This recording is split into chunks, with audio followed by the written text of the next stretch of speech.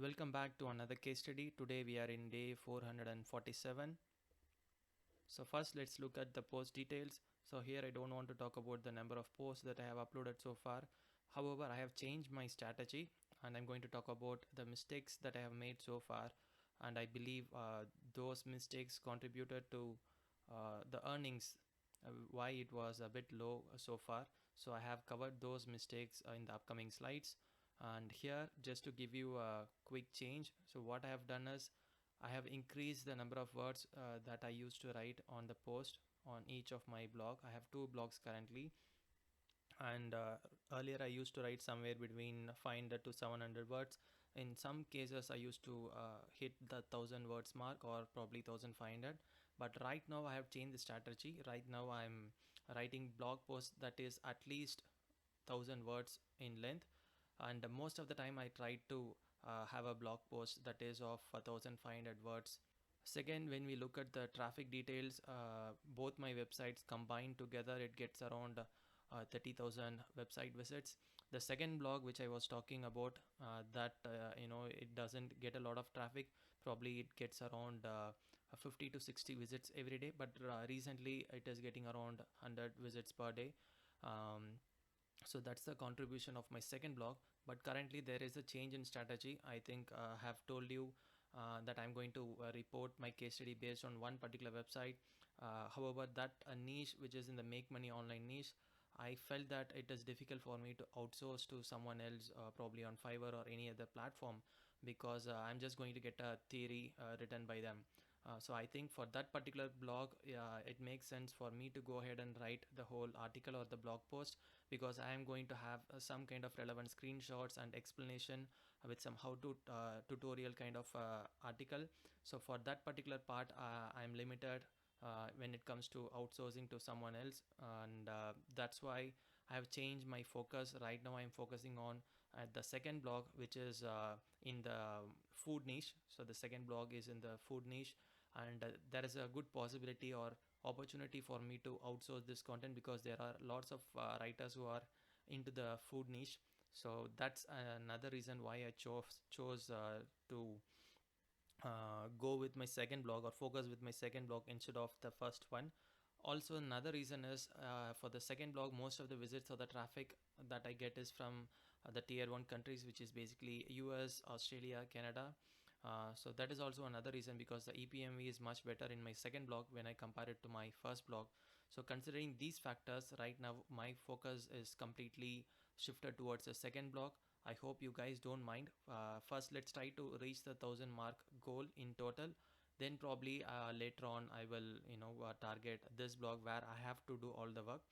And this is not going to be a channel where you find information or you find videos where I start making the $1000 mark or hitting the $1000 mark within a year, or maybe within 6 months.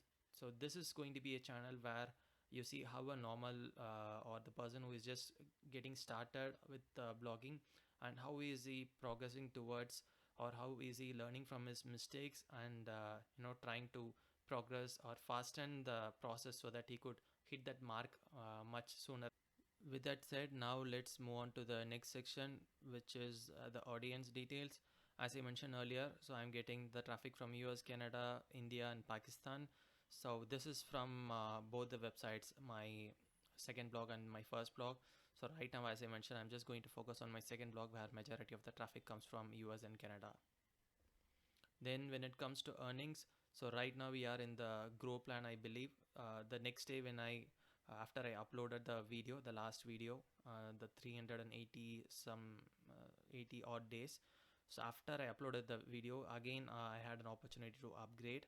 So I waited for another 15 to 20 days so that I make sure my traffic is consistent, and then I upgrade. So then right now, after upgrading from starter to the grow plan, the growth plan, so this is what I'm making from the premium revenue. So this is from the last 30 days. I make close to $69, and it's expected to earn between 68 to some 75 or 85. I don't remember exactly. So that's the figure which they said, which I can expect when I'm in the growth plan. And I also believe that it contributes to my overall Ezoic earnings as well, because there is going to be a competition between the premium ads and the display ads. I mean, maybe both are display ads, but what I'm saying is there is going to be a competition between the premium ad and the normal ad. So when there is a competition, this ad value is also going to increase to some extent, but always the premium ads are going to win. But I believe, like AdSense, when you're going to include your AdSense website, sorry, AdSense as a mediation platform, when you're going to use the tab, your AdSense ads are going to compete with the display ads. So by that way, your display ads are going to win. Still, you are going to increase the competition so that the value is going to be much better. So I feel the same way. There is a good impact because of joining the premium revenue. Both my premium revenue has contributed to my overall earnings. At the same time, I see there is a slight increase in the EPME, even if I'm going to exclude and calculate the EPME, and if I'm going to compare it with my other months where I did not have the premium ads, I believe still there is a bit of increase, and I hope that's because of the competition between the premium ads and the normal ad display ads. If someone from Ezoic is watching this video, please let everyone know in the comments if that's the case. And this is where we are, 260. I'm not sure if again I'll get a chance to move to the next tier, which is 3-star, I believe, because after $250 you can move to the next tier. But still, I think I would wait for some more time so that my traffic and my earnings are stable. Then I think I will probably move to the next tier. Okay, now here we are on the final part where I am going to talk about the mistakes that I have made so far, which was like a big obstacle for me to reach my $1,000 mark. The first mistake is I was targeting low search volume phrases where I could have targeted some specific phrases where there is a pretty decent search volume. Right now I'm using this Keyword Explorer Chrome extension. Also, there is another SEO or the keyword research tool. There are many other features, but I purchased this just for the keyword research purpose, which is called WriterZen. There is a lifetime deal available in AppSumo. Feel free to go there and check it out. And I feel that's a good tool. I think it pulls in the data from Keyword Planner, Google Ads Keyword Planner. So at least you get some ballpark figure. This is going to be the estimated traffic volume, and accordingly you can target those phrases. And further on, you can do the competition analysis by looking at what are all the pages that are ranking on the first page, and then go ahead and take a decision. When it comes to competition research, I think this channel, which is called what is it? Passive Income Geek. You can check that out. So he has covered a lot of information about how you go about finding search phrases where there is not a lot of competition. At the same time, there is a good amount of search volume for those key phrases. You can watch his channel, and there are lots of videos on that, and probably consume those information which are very useful. Then later on, I also understood that I was not targeting people also ask for section and the related queries. If you go to the bottom of the search page, you will find some related queries. I was not answering all these questions in one single post. The mistake what I was doing was I was creating a different post for each of these small topics. And so right now, when you look at the Google search, it is pulling up the snippet or pulling up the answers from some of the authority sites where this information is covered somewhere at the middle or bottom of the article. So that is also another reason I believe I was not able to progress much faster. And right now what I'm doing is I'm trying to make sure all these informations are covered in detail, and that's why I said my article length is more than 1,000 words, at least more than 1,000 words, and I usually try to write 1,500 words in total. And also I'm trying to cover the whole search intent when someone is going to visit my website, probably either through the snippet or from if my post is going to rank on top of the Google search result. I make sure that I cover all the information in the article. I go to websites like Quora, Reddit, and I make sure I gather all those related questions and I make sure I have answered everything in that particular article, but also in a very natural way. I'm not going to make it look like a Q&A article where I just put one heading question and then another heading question. If you also look at the snippet which are brought up in the top by the Google engine, you would notice that something which are written very naturally without having any kind of a heading or headline.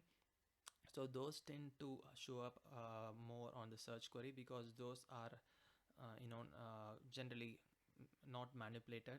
People don't put a heading specifically to get a snippet. When you write something naturally within your blog article, I see those tend to get a lot of snippet. Those tend to win a snippet. But at the same time, you can mix and match. You can have something with some headlines, and you can put something inside the article. I think that should help you to rank a lot of related queries. All these information I could get because I was going into the Google search console, and when I look at certain questions or articles which I wrote, I see that those were getting some traffic, but at the same time those were not getting traffic for the exact query which I used, or the exact query which I thought the article would rank for. Instead, it was ranking for some related queries.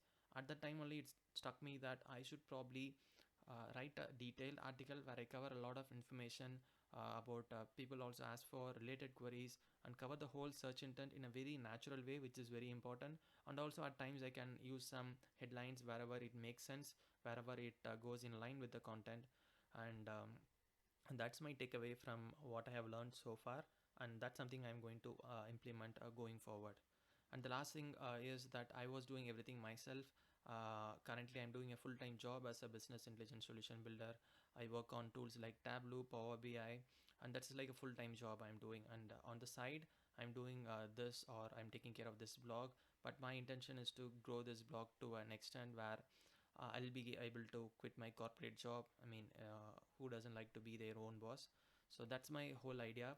So right now, if I'm going to do this all by myself, then it is going to take ages for me to do it all. So currently I have started to outsource my articles to people on Fiverr. Here the strategy that I'm following is I will ask them to write an article of 500 words, and remaining 1500 words I'm just going to write it myself. I'll give them a summary on what to write. I'll make sure I'll provide them the information exactly what I want. And here I also tend to mention that do not write any introduction, because I know it's going to be crap. They are going to write some fluff for like 100 words, which is not required. So generally I tell them not to write any introduction. In case if I feel there should be some introduction, I just limit them with the number of words, and I clearly give them instruction like what all information has to be covered in this article, what all headlines to be covered, and what all words or in key information to be used at least once in that article, so that I will be able to rank for the other related queries, and people also ask for section. So this is my current strategy after learning from my mistakes. This is what I am focusing on right now. um, let's see how it goes. I'll keep you guys posted. Please don't mistake me if I'm not able to post regularly. Some months I think I would have skipped it, so that's because I'm occupied with a lot of other things. However, I'll try my best to upload at least one video every month, so that you guys are aware where am I right now with respect to my progress of reaching the $1,000 mark. So once I have a pretty good results, I'll try to provide more information on how I went ahead and created all those articles. Probably even though I don't show the exact articles, but I can give you a clear information on my way of doing the research, my way of structuring the article, and how do I outsource to people. So I will cover all this information once I find some success, because I don't want to give you some information which is not going to be helpful, or which is going to waste your time as well. So that's it. That's all the update I have for this particular month. I'll see you guys in another video.